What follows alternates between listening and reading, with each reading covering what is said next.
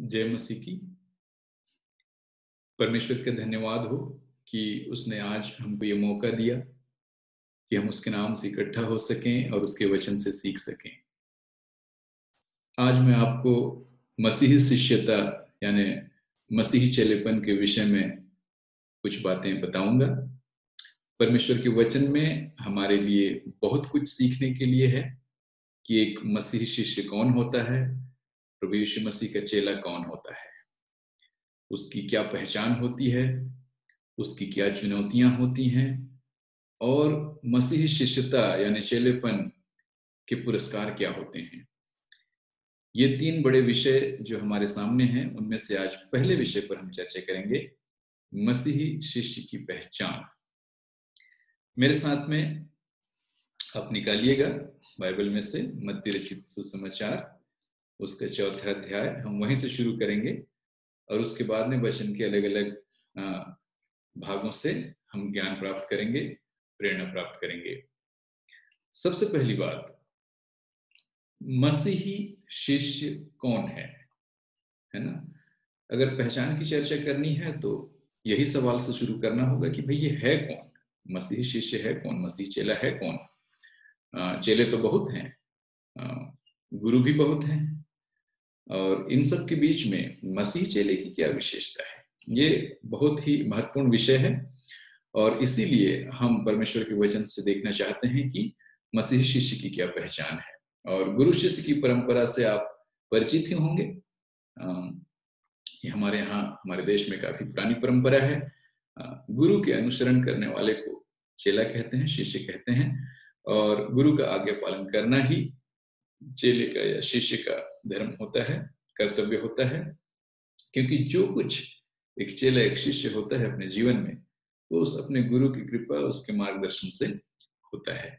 और इसी प्रकार का एक सौभाग्य मसीह जीवन में भी होता है कि हम सदगुरु प्रभु यीशु मसीह, सच्चे गुरु प्रभु यीशु मसीह के अनुसार जब अपना जीवन जीते हैं तो हमारी एक पहचान बनती है। और उसी पहचान की चर्चा हम आज आपके सामने करेंगे। और मैं आपको 5 बातें बताऊंगा, 5 बातें जो एक मसीह शिष्य की पहचान को स्पष्ट करती हैं परमेश्वर के वचन से। सबसे पहले चलिए मेरे साथ, जैसे कि मैंने कहा, मत्ती रचित सुसमाचार उसका 4था अध्याय देखिएगा। मत्ती 4 उसका 18 और 19 वचन मैं आपके लिए पढ़ूंगा, आप ध्यान से सुनिएगा। मत्ती रचित सुसमाचार के 4थे अध्याय उसके 18 और 19 वचन में इस प्रकार से लिखा है, गलील की झील के किनारे फिरते हुए उसने 2 भाइयों अर्थात शमौन जो पतरस कहलाता है और उसके भाई अंद्रियास को झील में जाल डालते देखा, क्योंकि वे मछुए थे। और प्रभु यीशु ने उनसे कहा, मेरे पीछे चले आओ। प्रभु यीशु ने उनसे कहा, मेरे पीछे चले आओ, तो मैं तुमको मनुष्यों के पकड़ने वाले बनाऊंगा। और 20वां वचन, वे तुरंत जाल छोड़कर उसके पीछे हो लिए।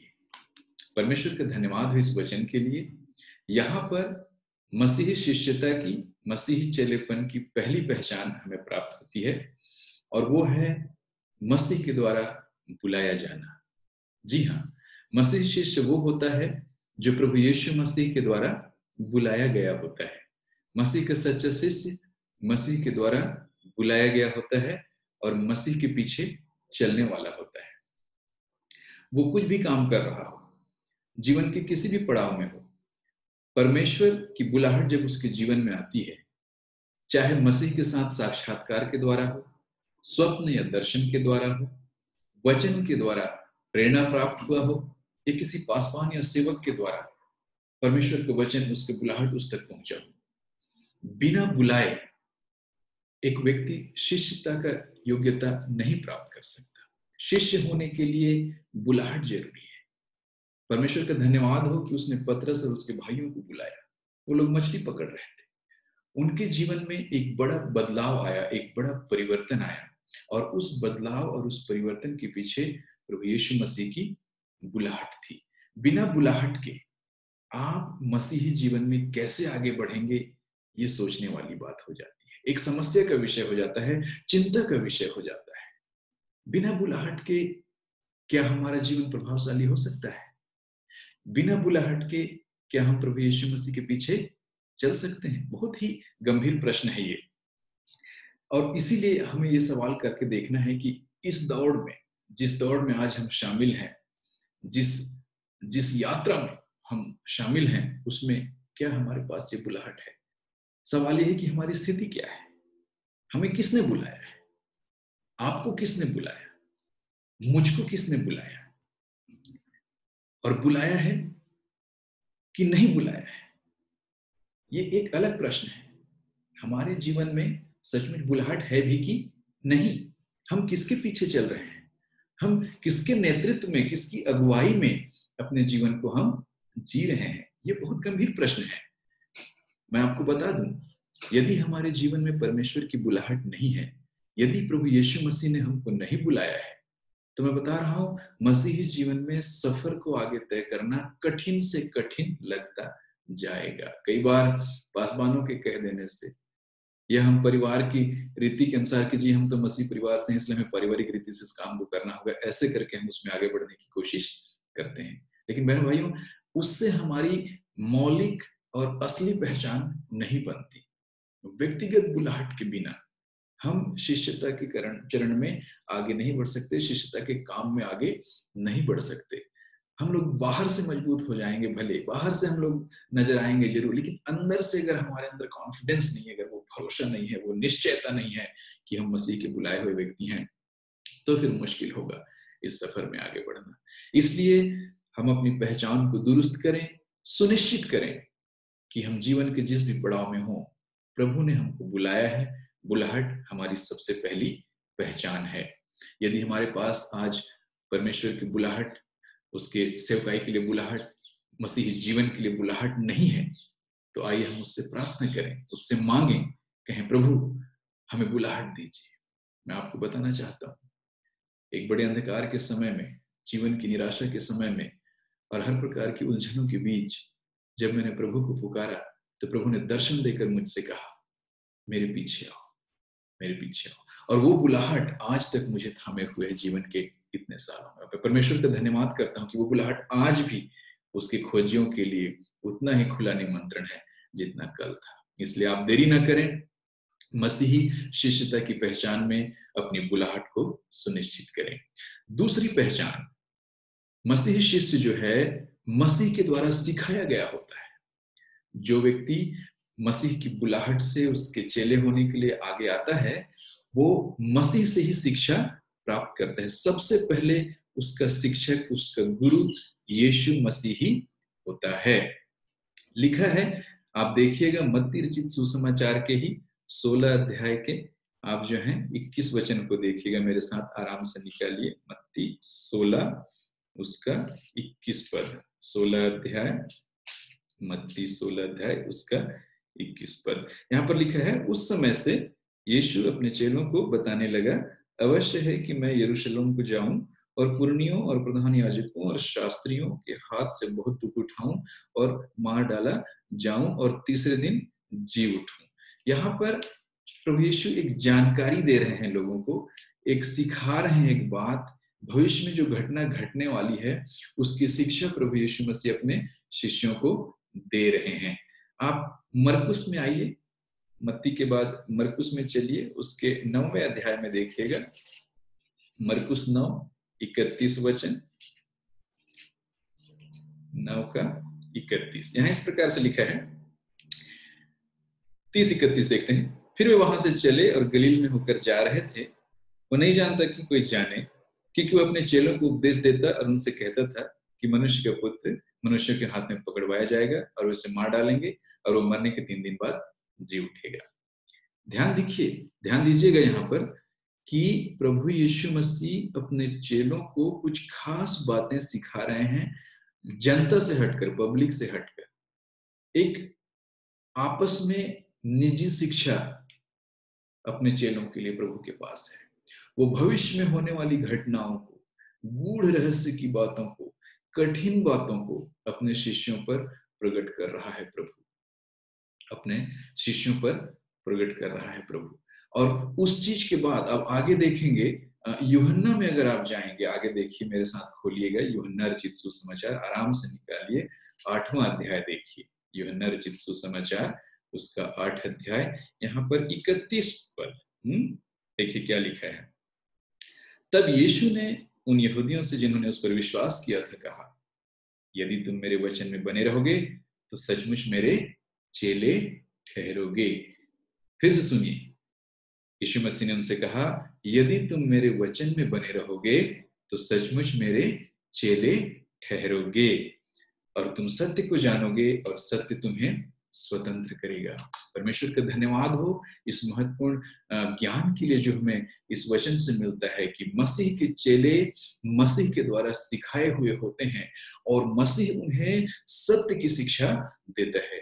वैसी शिक्षा नहीं जो हमें संसार से मिलती है, पैसे कमाने की शिक्षा, किसी को परेशान करने की शिक्षा, किसी के लिए समस्या खड़ी करने की शिक्षा, ऐसी शिक्षा नहीं, परंतु सत्य की शिक्षा, वो सत्य जो व्यक्ति को स्वतंत्र करता है, वो सच्चाई जो सच्चे परमेश्वर की जानकारी देता है और जिसके द्वारा हमारा जीवन बदल जाता है। मछुआरा प्रचारक बन जाता है, मछुआरा प्रचारक बन जाता है। गरीब मजदूर जिसके लिए कोई उम्मीद नहीं है समाज में, वो परमेश्वर के राज्य का अधिकारी बन जाता है। ऐसी शिक्षा परमेश्वर प्रभु यीशु मसीह हमारे लिए देते हैं। मसीह के शिष्य, मसीह के चेले जो होते हैं वो मसीह के द्वारा सिखाए हुए होते हैं और मसीह से सीखने वाले होते हैं। इधर उधर की बातें नहीं, लेकिन परमेश्वर की गंभीर बातें सीखने वाले ये होते हैं। आज हमारे लिए सवाल ये है, हमारे लिए प्रश्न ये है, जब हम उसके वचन से सीख रहे हैं, मनन कर रहे हैं शिष्यता के बारे में, तो सवाल ये है कि हम सीखते कहाँ से हैं? हमारा गुरु कौन है? हमको सिखाता कौन है? और किसके वचन हमारे दिल दिमाग में बने रहते हैं? अक्सर आपने ध्यान दिया होगा कि संसार की बुराइयां, समाचार की उटपटांग बातें, काल्पनिक बातें, चिल्ला चिल्ला कर कहने वाली बातें, ये हमारे दिमाग में जल्दी घुस जाती हैं। लेकिन वचन जो शुद्धता और कोमलता के साथ, जो हमारे जीवन को बदलने के लिए, हमको सही दिशा देने के लिए हमारे सामने आता है, वो हमसे नजरअंदाज हो जाता है और दुनिया के शोर में हम खो जाते हैं और इधर उधर की बातें हम सीखने लगते हैं। लेकिन शिष्यता की पहचान मेरे मित्रों ये है कि हम परमेश्वर के द्वारा सिखाए हुए हों, प्रभु यीशु मसीह के वचन के द्वारा सिखाए हुए हों, क्योंकि उसी के वचन के द्वारा सच्चाई है, छुटकारा है और जीवन है। यदि आज हम वचन की शिक्षा में नहीं बढ़ रहे हैं तो अवश्य है कि हम प्रभु से विनती करें, उसके निकट आएं और उसके वचन की शिक्षा में बढ़ते जाएं। तीसरी बात मैंने आपको बता दूं, तीसरी बात, मसीह की आज्ञा मानता है। चेला कौन होता है? मसीह की आज्ञा मानता है। मैंने पहले दो बातें आपको क्या बताई चेले की पहचान। सबसे पहली पहचान है चेले की कि चेला बुलाया गया होता है। चेला मसीह शिष्य जो है स्वयं प्रभु यीशु मसीह के द्वारा बुलाया गया होता है। दूसरी बात मैंने आपको बताई कि चेला प्रभु यीशु मसीह के द्वारा सिखाया गया होता है, वो उसके वचन में बना रहने वाला व्यक्ति होता है, उसके वचन के सत्य में बढ़ते जाने वाला व्यक्ति होता है। और तीसरी बात जो मैं आपके सामने रख रहा हूं वो है कि चेला, मसीही शिष्य, मसीह की आज्ञा मानने वाला होता है, मसीह की आज्ञा मानने वाला होता है। मसीह के सच्चे शिष्य की पहचान यही है। एक सच्चे चेले की पहचान ये है कि वो अपने गुरु की बातों को मानता है, उसके अनुसार आचरण करता है और परोपकार करता है। ऐसे कई प्रसंग हमको बाइबल में, परमेश्वर के वचन में सीखने को मिलता है। हम लोग मरकुस रचित के सुसमाचार में देखेंगे, मरकुस रचित सुसमाचार उसके 8वें अध्याय में देखेंगे। मरकुस 8 उसका 6वां वचन हम पढ़ेंगे। कितनी खूबसूरती के साथ में यहाँ पर लिखा है, देखिए। एक सेवकाई का चित्र है जो आपके मेरे लिए बहुत उपयोगी है। तब उसने लोगों को भूमि पर बैठने की आज्ञा दी। प्रभु ने लोगों को भूमि पर बैठने की आज्ञा दी और वे 7 रोटियां ली और धन्यवाद करके तोड़ी और अपने चेलों को देता गया कि उनके आगे रखें, और उन्होंने लोगों को आगे परोस दिया। प्रभु काम सौंपता है, प्रभु सेवकाई सौंपता है, प्रभु परोपकार के काम करवाता है, लोगों की मदद करवाता है। प्रभु कहता है जाओ ये काम करो, जो तुमसे हो सकता है, जो तुम्हारे हाथ में है। प्रभु स्वयं एक्चुअली अपना वरदान आपको देता है, वो स्वयं अपना तोड़ा, अपना गिफ्ट हमें देता है। वो कहता है ये लो, इसके द्वारा लोगों की सहायता करो, चाहे मछली हो, चाहे रोटी हो, चाहे कपड़ा हो, चाहे 4 पैसे हो, चाहे 2 हाथ हो जिसके द्वारा आप किसी की सामान उठाने में मदद कर सकें। जो भी काम प्रभु आपके द्वारा करना चाहता है, उस काम को यदि आप करने के लिए आगे बढ़ेंगे, बहनों भाइयों, आपका जीवन मसीही शिष्य की पहचान को उजागर कर देगा। क्यों? क्योंकि आज्ञाकारिता जो है बहुत गंभीर बात है। चेलों ने सवाल नहीं किया, चेलों ने सवाल नहीं किया, चेलों ने बस आज्ञा पालन किया। और चेले का काम है आज्ञा पालन करना, चेले का काम है आज्ञा पालन करना। क्या आप छोटी छोटी बातों में जो आपके चारों ओर हैं, परमेश्वर की आज्ञा का पालन कर पाते हैं? चर्च में दरी उठाना, कुर्सी ठीक कर देना, ये सब आज्ञाकारिता का हिस्सा है। परमेश्वर के भवन को संभालना, परमेश्वर के काम में हाथ बटाना, ये आज्ञाकारिता का हिस्सा है। और परमेश्वर बड़े बड़े बलिदान नहीं चाहता है, वो आज्ञाकारिता से प्रसन्न होता है। और हमारे लिए खुशी की बात है, प्रसन्नता की बात यह है कि हम मसीही चेले जो बनना चाहते हैं, उनको इन्हीं छोटी छोटी बातों में आज्ञाकारिता के द्वारा अपनी पहचान को समझना है। सवाल ये है हमारे लिए कि हम किसकी आज्ञा का पालन कर रहे हैं? कौन हमें आदेश देता रहता है? कौन हमें बताता रहता है कि हम क्या करना चाहिए? हम लोग सरकारी नौकरी करते होंगे, हम लोग प्राइवेट नौकरी करते होंगे, हम किसी बिजनेस में काम करते होंगे। कौन है हमारा बॉस? कौन है हमारा गुरु? कौन हम पर अपना हक जताता है? कौन है जो हमको सिखाता है? किसका अनुसरण कर रहे हैं? अगर हम प्रभु यीशु मसीह का अनुसरण कर रहे हैं तो हम भलाई में आगे बढ़ेंगे, परोपकार में आगे बढ़ेंगे। सवाल यह है कि क्या हम परोपकार कर रहे हैं या लोग हमको दूसरों की भलाई करने से रोक रहे हैं? कई संस्थाएं ऐसी हैं जो आपका पैसा रख लेंगी, आप उनका पैसा नहीं निकाल सकते, अपना ही पैसा नहीं निकाल सकते। ऐसी संस्थाएं हैं आज यहाँ, हैं? आप किसी की मदद करना चाहते हैं, आपने जहां पर अपनी संपत्ति रखी है, वो कहेगा कि आप इतना नहीं ले सकते, आज केवल इतना निकाल सकते हैं। तो भलाई करने के लिए रोक लगाने वाली परिस्थितियां हमारे चारों तरफ है। और इसलिए होता है कि हमने कुछ ऐसे लोगों को अपना गुरु बना लिया, अपना अधिकारी बना लिया है, जो हमारे जीवन पे लगातार शिकंजा कसते जा रहे हैं कि हम भलाई ना कर पाए। और इसी चुनौती के बीच में हमें फिर से अपनी पहचान सुनिश्चित करनी है कि हम परमेश्वर की सुनेंगे या लोगों की, या उन परंपराओं की जो हमें रोकती हैं। मेरी प्रार्थना यह है कि परमेश्वर हमारी मदद करे कि हम परमेश्वर के आज्ञाकारी बने, उसके भले कामों के लिए, उसके भले कामों के लिए। चौथी बात जो मैं आपके सामने रखना चाहता हूं, वो है मसीह द्वारा अधिकार प्राप्त होना। मसीह के जो चेले होते हैं, उनका चौथी पहचान ये है कि वो प्रभु के द्वारा अधिकार प्राप्त होते हैं। जब प्रभु यीशु मसीह हमको बुलाता है, जब प्रभु यीशु मसीह हमको सिखाता है, और जब प्रभु यीशु मसीह हमको आज्ञाकारिता के गुण देता है, काम सौंपता है, तो वो हमें अधिकार भी देता है। और ये अधिकार कैसा होता है? देखिए, मत्ती रचित सुसमाचार उसका 10वां अध्याय देखिए। मत्ती रचित सुसमाचार उसका 10 अध्याय, पहला वचन क्या लिखा है देखिए। फिर उसने अपने 12 चेलों को पास बुलाकर उन्हें अशुद्ध आत्माओं पर अधिकार दिया। ध्यान से सुनिए, उसने अशुद्ध आत्माओं पर अधिकार दिया और उन्हें निकालें और सब प्रकार की बीमारियों और सब प्रकार की दुर्बलताओं को दूर करें।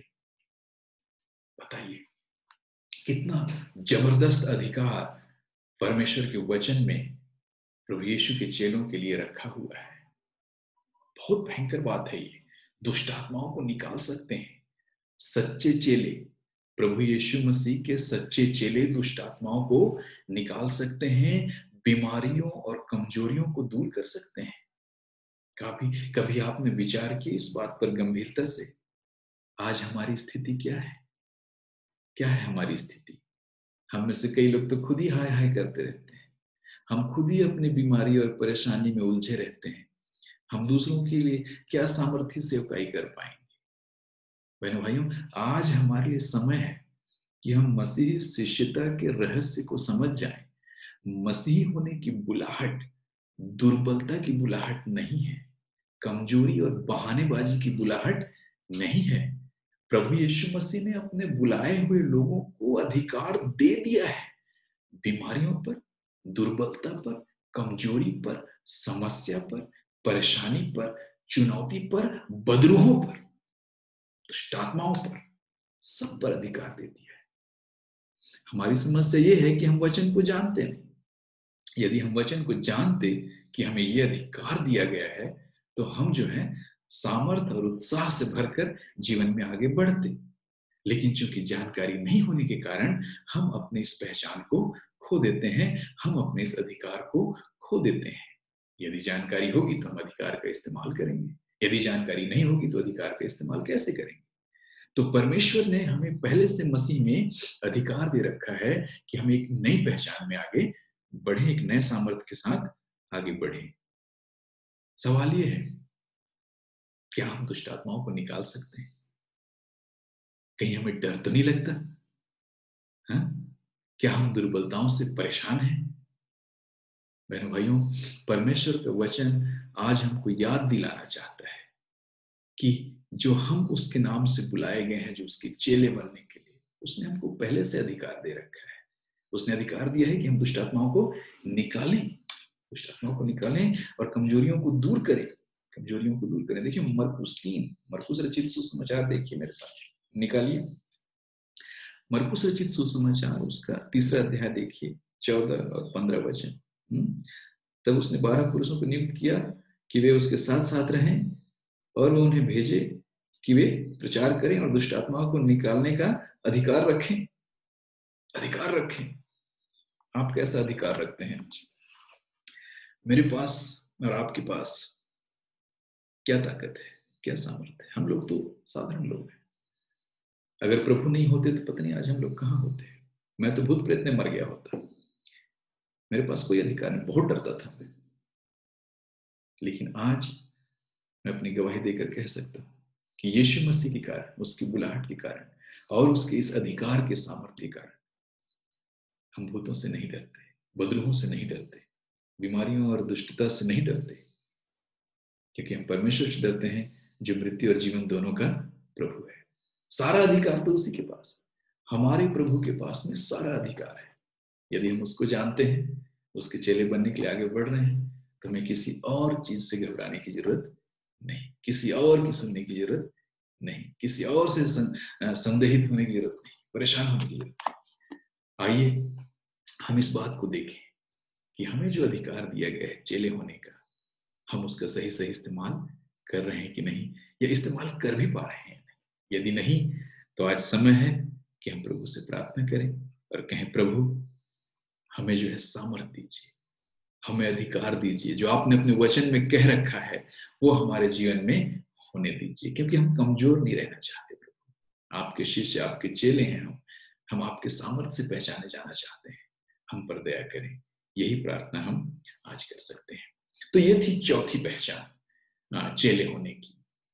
अब मैं आज के इस अध्ययन को यहाँ पर रोकने से पहले आज की 5वीं बात जो मैं आपके सामने रखना चाहता हूँ वो ये है कि चेले मसीह के द्वारा भेजे गए होते हैं। मसीह के द्वारा भेजे गए होते हैं। 4 बातें जो अब तक मैंने आपके सामने रखी, एक बार फिर से सुन लीजिए। सबसे पहली बात, चेले की पहचान क्या है, मसीही शिष्य की पहचान क्या है? कि वो यीशु मसीह के द्वारा बुलाया गया होता है। परमेश्वर का बुलाया हुआ जन, स्त्री या पुरुष, उसका चेला होता है। दूसरा, प्रभु यीशु मसीह का बुलाया हुआ शिष्य उसी का सिखाया हुआ होता है, वो उसके वचन में बना हुआ होता है। तीसरी बात, प्रभु यीशु मसीह का बुलाया हुआ व्यक्ति, उसका दास, उसका सेवक क्या होता है? तीसरी बात, उसका आज्ञाकारी होता है, आज्ञाकारी होता है। और ये कठिन बात है, परमेश्वर की आज्ञाकारिता बहुत कठिन बात है, लेकिन जो बुलाया गया है, जो सिखाया गया है, उसको आज्ञा पालन अनिवार्य है। और ये आज्ञा पालन कर सकता है, आज्ञा पालन कर सकता है। कैसे? क्योंकि उसको अधिकार दिया गया है। चौथी बात, अधिकार दिया गया है। चेला बुलाया गया है, सिखाया गया है, आज्ञाकारिता का काम सौंपा गया है और उसको अधिकार दिया गया है। ऐसा अधिकार जिससे वो दुष्ट आत्माओं तक को निकाल सकता है। और इन चारों बातों को अंत में हम 5वीं पहचान के साथ में समझने की कोशिश करेंगे।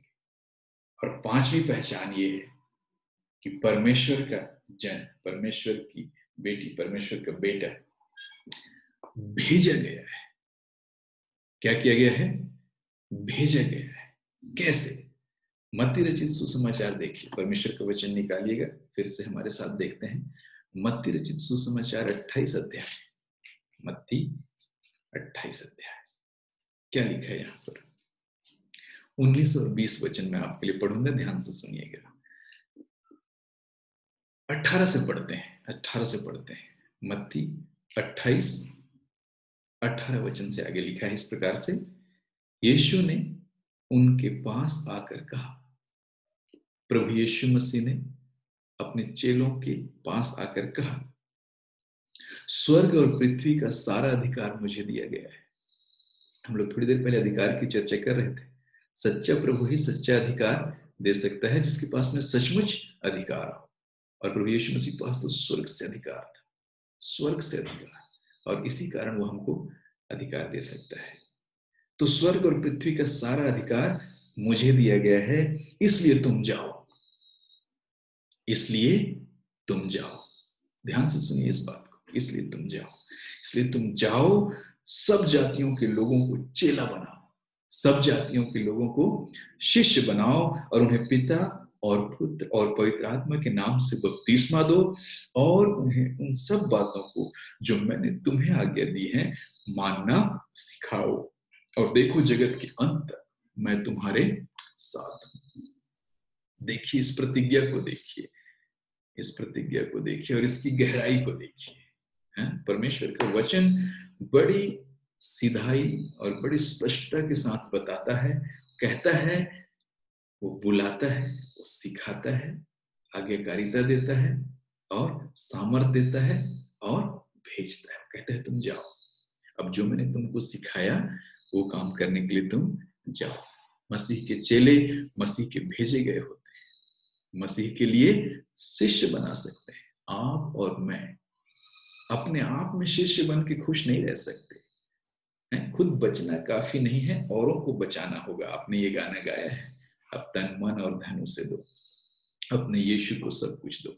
तो खुद बचना काफी नहीं है, औरों को बचाना होगा। इसीलिए ये आज्ञा हमारे लिए बहुत महत्वपूर्ण हो जाता है। कौन सी आज्ञा? पांचवी पहचान जो हम शिष्यता की कर रहे हैं, कौन सी आज्ञा, कौन सी बात? पांचवी बात कौन सी बात? भेजे गए हैं। जी हाँ, आप और मैं भेजे गए हैं प्रभु यीशु मसीह के द्वारा। यदि हम भेजे नहीं गए हैं तो फिर हमारे बुलाहट पर संदेह होगा। यदि हमको नहीं भेजा गया है तो हमारे शिक्षा पर, हमारे आज्ञाकारिता पर, हमारे अधिकार पर प्रश्न चिन्ह लगेगा। वो सब इसलिए है ताकि हम भेजे जाएं, ताकि हम दुनिया में प्रभु यीशु के लिए चेले बनाएं। बपतिस्मा और शिक्षा की सेवकाई हम कर सकते हैं। ये हमारी पहचान है। शिष्य होने की पहचान है भेजा जाना, शिष्य होने की पहचान है प्रचार करना, शिष्य होने की पहचान है बपतिस्मा देना, शिष्य होने की पहचान है शिष्य बनाना, सिखाना, और इस बात की जो है वो करना, इस बात की गवाही देना कि हमको जिसने बुलाया है उसका हम काम इस रीति से करते हैं। अब सवाल ये है कि क्या हम खुद शिष्य बन पाए हैं? क्या हम शिष्य बनने के लिए आगे बढ़ पाए हैं? क्या हम मसीह के लिए शिष्य बना रहे हैं? क्या हम लोगों को विश्वास में बढ़ने के लिए मजबूती दे पा रहे हैं, प्रोत्साहन दे पा रहे हैं? बहुत प्रश्न है? क्या हम बपतिस्मा और शिक्षा की सेवकाई में आगे बढ़ रहे हैं, या हम अभी भी खुद ही इन सब चीजों में स्ट्रगल कर रहे हैं, संघर्ष कर रहे हैं? और एक और बड़ा प्रश्न है, क्या हम मसीह की निरंतर उपस्थिति की घोषणा कर रहे हैं? आज के इस माहौल में देखिए, हमारे चारों तरफ बीमारी का प्रकोप है, और प्रकोप नहीं तो कम से कम अफवाह तो है, और अफवाह भी बहुत गंभीर है, क्योंकि इसने पूरी दुनिया को डर से भर दिया है। मौत तो बहुत भी हो रहे थे पहले भी, कई प्रकार की महामारियों से पहले भी मौत हुए हैं। अभी तक इस बीमारी का भी कोई इलाज नहीं है, लेकिन फिर भी लोग ये मान रहे हैं कि हम जो है मुंह ढक के बच जाएंगे या हाथ धोकर बच जाएंगे। ऐसी मान्यताएं हैं। लेकिन सच्चाई क्या है किसी को नहीं पता। किसी को नहीं पता कि सच्चाई क्या है, परमेश्वर क्या चाहता है ऐसी परिस्थिति में। क्यों भेज रहा है वो हमको ऐसे भीड़ में जहां लोग डर, कंफ्यूजन, असमंजस और संदेह का जीवन जी रहे हैं, जहां पर बीमारी का डर है, दुनिया के अंत का डर है, मौत का डर है। ऐसे बीच में परमेश्वर हमको क्यों भेज रहा है, क्या कह के भेज रहा है? वचन पे ध्यान दीजिए, परमेश्वर के वचन पे ध्यान दीजिए। कहता है, और देखो मैं जगत के अंत तक तुम्हारे साथ हूं। मसीहियों का व्यवहार महामारी के बीच में कैसा होना चाहिए? मसीह शिष्य की पहचान, मसीह चेले की पहचान अनिश्चितता के बीच में क्या होनी चाहिए? डरे और घबराए हुए नहीं, थके परेशान उदासीन नहीं। मसीह शिष्य की पहचान है अपने जीवित प्रभु की उस बात को बार बार घोषणा करना कि जिंदा प्रभु हमारा हमारे साथ है, वो दुनिया के अंत तक हमारे साथ है। हमें इस बात को समझ के चलना है, हमें इस बात की घोषणा करते हुए आगे बढ़ना है। हम भेजे गए हैं, हम भेजे गए। ये पांचवी पहचान है। तो कुल 5 बातें जो मैं आपके सामने रखी हैं आज, और इसमें यही है कि मसीही शिष्यता, प्रभु यीशु मसीह का चेला होना एक बहुत बड़ा सौभाग्य है। इस बात को सबसे पहले आप जान लीजिए। हर आदमी नहीं बुलाया गया है। बहुत लोग जो हैं इस चीज को नहीं समझ पा रहे हैं। कुछ लोग सोचते हैं कि लोग पैसा दे के ईसाई बन गए हैं या प्रलोभन में आके ईसाई बन गए। ऐसा नहीं है। आप गहराई में जाइए, आप डेटा देखिए, आप विवरण देखिए, संख्या देखिए, आपको पता चलेगा कि जीवन परिवर्तन के कारण ही लोग मसीही सेवकाई में, मसीह जीवन में आगे बढ़ पा रहे हैं। इस सच्चाई को जानना है, क्योंकि शिष्यता की बुनियाद यही है। आप जबरदस्ती चेला नहीं बना सकते। आप किसी व्यक्ति को पकड़ के जबरदस्ती किसी के साथ नहीं बांध सकते। वो भाग जाएगा, भाग जाएगा। बंधन में, व्यक्ति बंधन में नहीं जीता है। व्यक्ति स्वतंत्र होने के लिए बुलाया। वही स्वतंत्रता जिसकी शिक्षा प्रभु यीशु मसीह देते हैं। कहते हैं कि तुम सत्य को जानोगे और सत्य तुम्हें स्वतंत्र करेगा। ऐसी सच्चाई की शिक्षा देने वाला प्रभु हमारा प्रभु है, हम उसके शिष्य हैं। हमारे जीवन को बदलने के लिए हमको बुलाने वाला प्रभु जो कहता है, आओ मैं तुम्हें मनुष्यों को पकड़ने वाला बनाऊंगा। मैं मछुआरे परिवार से आता हूं। मैं छत्तीसगढ़ में, मेरा परिवार मछली पकड़ता है ना। अगर यीशु मसीह ने नहीं बुलाया होता तो आज भी मैं भी मछली पकड़ रहा होता। लेकिन आज देखिए उसका काम देखिए, वो जब बुलाता है तो जीवन बदल देता है। वचन की शिक्षा देने का सौभाग्य हमारे जीवन में कभी नहीं था। आपके जीवन में भी शायद ना हो सकता है, लेकिन यदि आप यीशु मसीह के चेले बन जाए, अगर आप उसकी बुलाहट प्राप्त कर लें, तो बुलाहट के लिए प्रार्थना करें। यदि आपके पास बुलाहट नहीं है तो आप कहें, प्रभु मुझे बुलाहट दीजिए, मेरे जीवन में बुलाहट सुनिश्चित कीजिए। फिर उसके बाद में कहे, प्रभु मुझे आप सिखाएं, मुझे दुनिया की इधर उधर की बातें नहीं सीखनी, भय और असमंजस की बातें नहीं सीखनी, लेकिन मुझे परमेश्वर का जीवित वचन सीखना है, सच्चाई सीखना है। उसके बाद में आप कहें, प्रभु मुझे आज्ञाकारिता सिखाइए। मैं आपके आज्ञा पालन से परोपकार करना चाहता हूँ, दूसरों की भलाई करना चाहता हूँ, मेरी मदद कीजिए। प्रभु इन सबको करने के लिए मुझे अधिकार दीजिए। अधिकार चेले होने का पहचान। मुझे बदरूहों पर सामर्थ दीजिए ताकि मैं उन्हें निकाल सकूं, भगा सकूं, नवजीवन के संचार, नवजीवन की घोषणा कर सकूं, बीमारियों पर जय पा सकूं। प्रभु ऐसा सामर्थ दीजिए ताकि मेरे द्वारा आपकी महिमा हो। और प्रभु मेरी सहायता कीजिए कि मैं इस बात को जान सकूं कि मुझे आपने चेला इसलिए बनाया है ताकि मैं जाऊं, जैसे कि आपने कहा जाओ और दूसरों को चेले बनाओ। इसलिए हे प्रभु मेरी सहायता कीजिए कि मैं जाऊं और दूसरों को चेले बना सकूं और आपकी निरंतर उपस्थिति की घोषणा करते रह सकूं कि यीशु मसीह जीवंत प्रभु है, जीवित प्रभु है, और जो उसका चेला बनता है, जो उसका चेला बनता है, उसका जीवन बदल जाता है।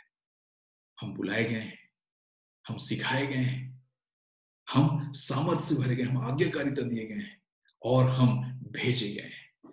इन 5 पहचानों के साथ बहनों भाइयों, आज हमें अपने मसीह शिष्यता को सुनिश्चित करना है। और मेरी प्रार्थना है कि प्रभु इस अद्भुत काम में, इस अद्भुत सफर में आपकी और मेरी सहायता करे। धन्यवाद हो प्रभु, आप सबको बहुत आशीष दे। जय मसीह की।